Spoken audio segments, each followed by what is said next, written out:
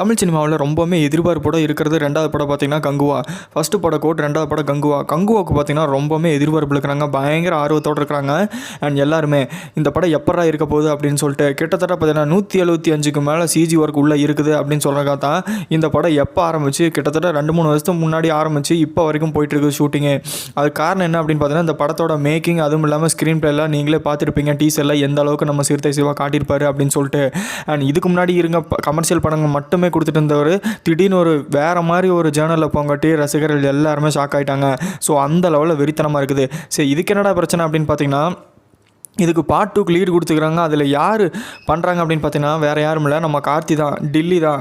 ஆமாங்க, ரோலக்ஸுக்கு எதிராக டில்லி. அண்ட் அதாவது இவரை வச்சு தான் கதையை மூவ் ஆகிற மாதிரியும், இவர்னால தான் பார்ட் 2க்கு லீடு கொடுத்து முடிக்கிற மாதிரியும், கடைசியில் விக்ரம் படத்தில் எப்படி ரோலக்ஸ்க்கு என்ட்ரி கொடுத்து பார்ட் 2க்கு லீடு கொடுக்குற மாதிரி வச்சாங்களோ அதே மாதிரி பார்த்திங்கன்னா இப்போ நம்ம கார்த்தி உள்ளே இறங்கியிருக்கிறாரு. அண்ட் இதை பற்றி யாருமே எதுவுமே சொல்லாமல் இருக்கிறாங்க. அண்ட் திடீர்னு பார்த்தீங்கன்னா லைட்டாக லீக் ஆகிடுச்சு, லைட்டானு சொல்ல முடியாது, ஃபுல்லாகவே லீக் ஆகிடுச்சு அப்படின்னு தான் சொல்லணும் இந்த மேட்ரு.